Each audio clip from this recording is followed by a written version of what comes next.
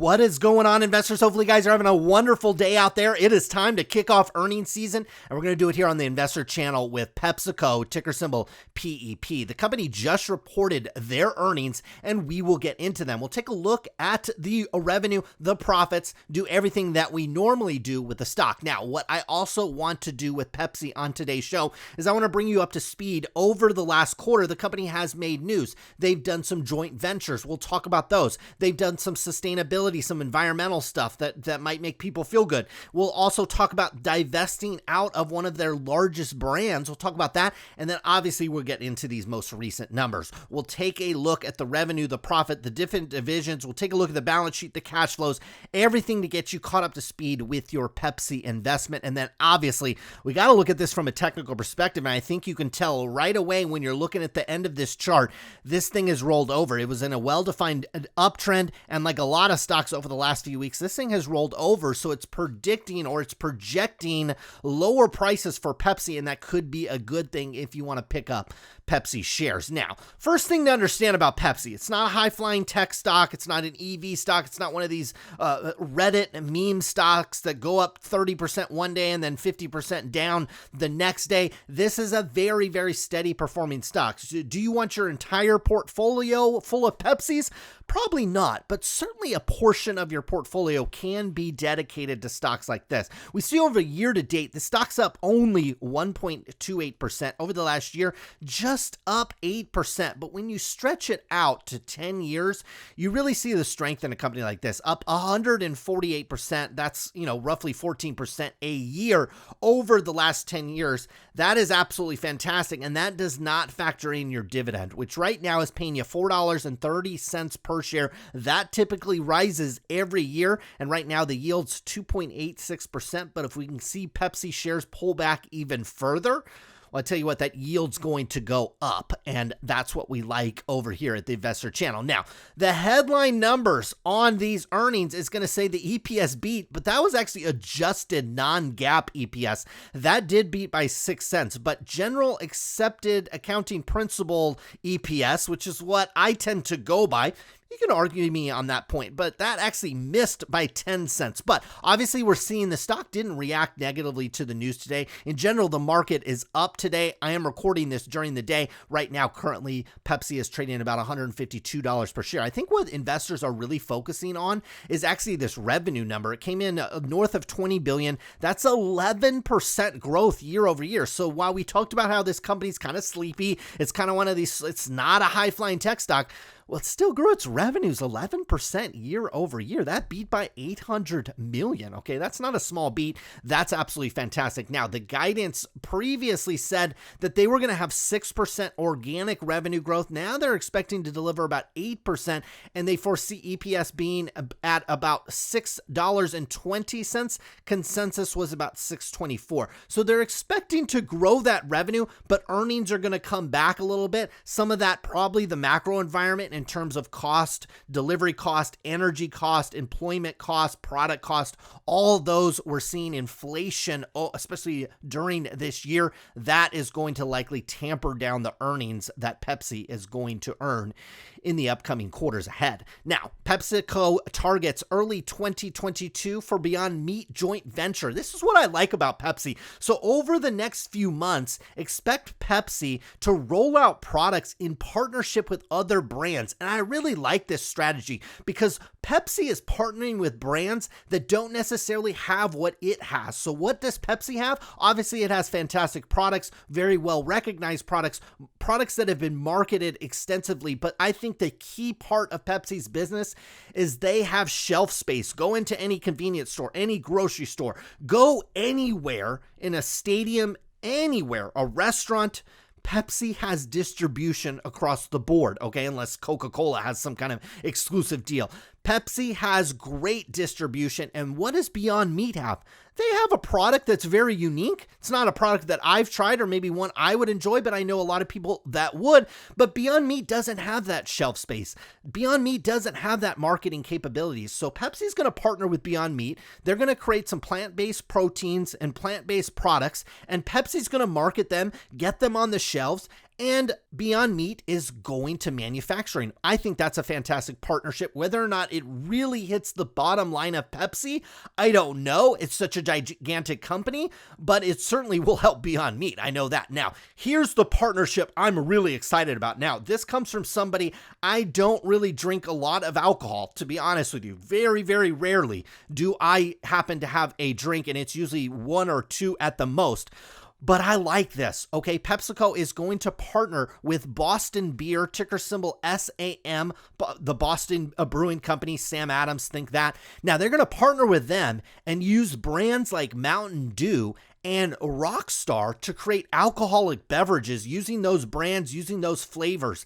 And I think this is a fantastic move, okay? I think the Mountain Dew brand will do very well here, and also the Rockstar brand as well. And they're going to use Boston Beer's capability with alcohol and those types of things to make alcoholic beverages and start distributing them. I actually think this will be tangible to Pepsi's bottom line at some point. It'll take a while for this partnership to brew, so to speak, but I think it's going to be a fantastic one. I think using these very, very well recognized brands and brands that people already use to mix drinks up will now create a brand around that and capture that revenue. I think that's absolutely fantastic. Now, the other thing that PepsiCo and a lot of companies, we saw an announcement recently from McDonald's and many, many other companies, is they're looking for sustainability. So they're looking at it from a packaging perspective, from a plant-based proteins, from the ingredients that they put in their foods, from a net zero on water, net zero on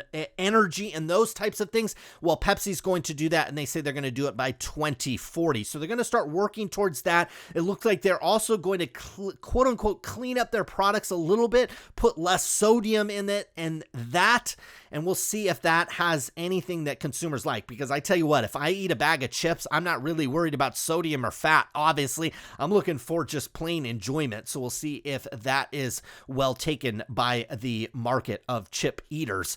Let's see. Now, the last bit of news before we get into earnings is this is actually pretty big news. Now, this hasn't hit the balance sheet yet because this deal has not officially closed, but I would expect it to.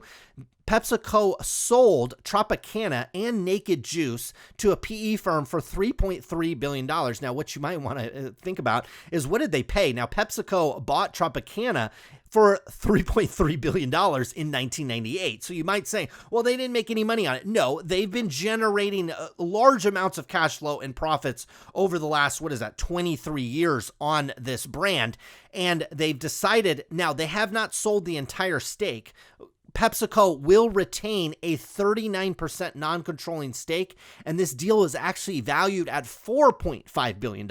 So the value of the company has actually gone up over those decades, and Pepsi will still maintain a non-controlling stake because, let's face it, this PE company needs PepsiCo's shelf space, their distribution capabilities, and some of their marketing capabilities as well. But PepsiCo will be able to still own a portion of this brand and retain a lot of cash from this deal. So they get to keep the company and they get to basically exit the company for what they paid for it. I actually think that's a fantastic move for PepsiCo. Now, let's jump into the numbers. We've got our 12 weeks ended here. Our most left-hand column is the most recent quarter. We see our net revenue. This is company-wide. This is every single product that Pepsi sells. Came in at $20.189 billion. Last quarter, we're sitting at about $18 billion. Last quarter on a year-over-year basis. Now, for the 36 weeks, seeing solid growth, okay? We went from about $48 billion up to this $54 billion mark in terms of sales over at Pepsi. Our cost of sales came in at $9.3 billion. Seems like that's up a little bit in terms of the percentage of revenue. We're sitting at about $8.1 billion in the previous year. That gives us gross profit coming in at $10.8 billion, or just under $10 billion in the previous period.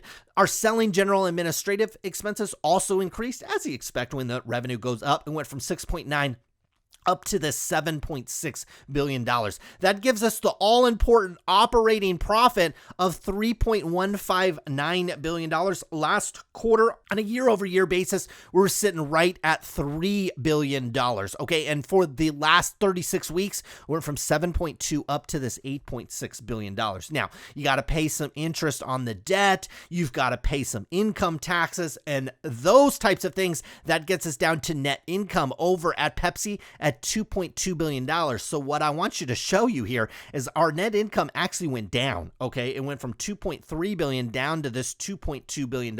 Again, driven by higher cost in the selling general administrative sides, higher product cost as well. We also had higher provision for income taxes over at Pepsi. That gets us net income of $2.2 billion, essentially flat year over year on a quarterly basis. Now, you do see for the last 36 weeks paints a little bit better story, went from 5.2 up to this $6.3 billion. Now, I'm going to zoom out a little bit and we're going to take a look. Actually, we can zoom back in on these ones. What I want to show you is some of the individual brands. Now, just in case you don't understand Pepsi's business model, they have a couple different business lines. So they have Frito-Lay, which is all the chips and things like that I eat way too much of. You got Quaker Foods, which is typically like your oatmeals and those things. And then we've got Pepsi Beverages of North America. This is obviously Pepsi, Mountain Dew, and all the beverages that they happen to make. Now, here's what I want you to understand is for Frito-Lay North America, the revenue came in at $4.6 billion.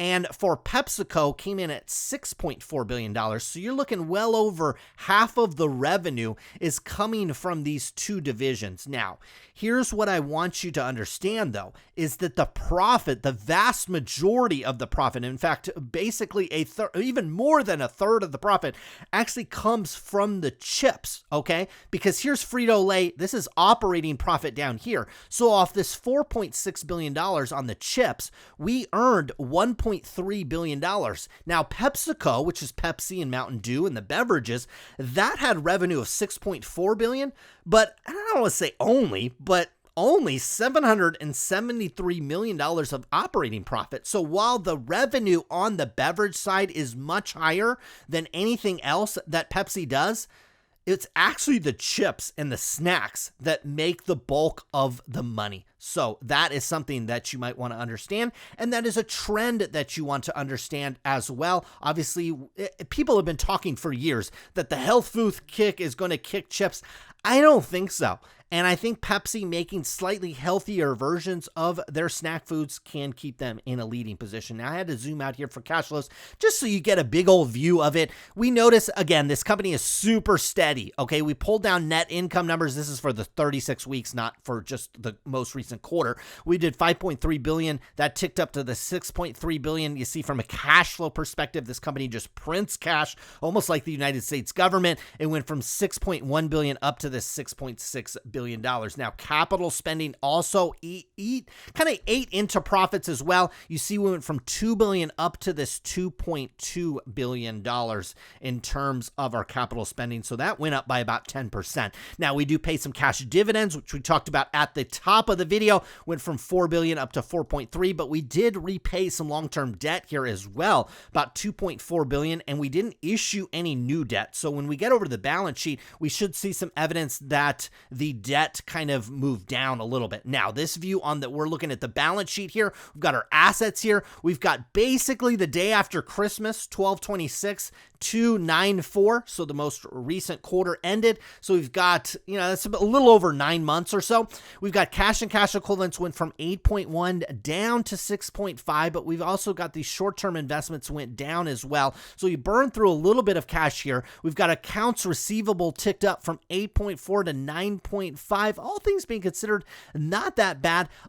Some of this flowed into inventory as well. We've got our raw materials that went from 1.7 up to 1.9, so that ticked up a little bit. All things being considered, our current assets basically flat from 4.1 to 4.3. We saw cash leave the company a little bit, but some of that flowed into accounts receivable. Maybe they're giving a little bit better terms to some of their customers that has had maybe a little bit of a struggle struggle over the last year. All things being considered, total assets basically flat from a rounding perspective.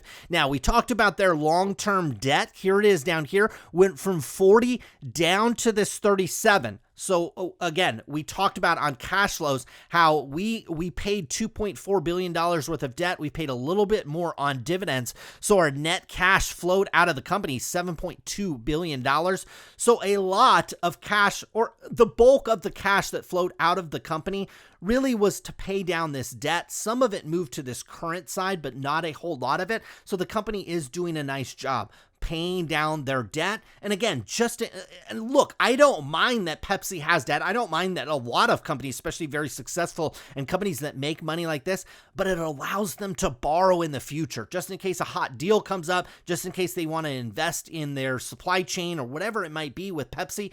Well, they're going to have the ability to do that, and it keeps the balance sheet relatively clean. I like what they're doing over at Pepsi from a balance sheet perspective. They're managing it quite nicely. And to be honest with you, when this business sells, that cash will just flow right back onto that balance sheet, and we'll have reduced our debt load over at Pepsi. So those things are looking good in my opinion. Now, what's not looking great is from a technical perspective. The entire market over the last, we'll say the last couple of weeks, but certainly the last month or so, has been trending down, and it is bringing most stocks, almost all stocks down. Now, there are a handful of exceptions, but for the most part, most stocks peaked out in the summertime, and that certainly is the case with Pepsi. We certainly have now overhead resistance on this stock at 158. That's about $7 higher than where the stock is right now. This stock is trending down, and look, it is trending down until it's not, until it creates some kind of reversal. I think you need to get above the $153 price tag,